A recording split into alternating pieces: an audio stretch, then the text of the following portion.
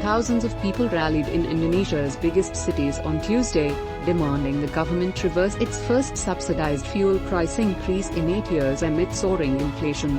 Protests took place in and around the capital, Jakarta, and in other cities, among a series of demonstrations led by students and labor groups that police say could draw big crowds this week.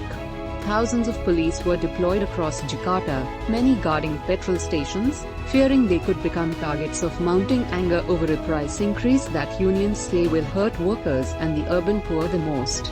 Subsidized fuel is a sensitive issue in Southeast Asia's biggest economy, but the government has sought to soften the blow through compensation measures for 20 million households, including direct cash transfers. The price increase is expected to push up inflation.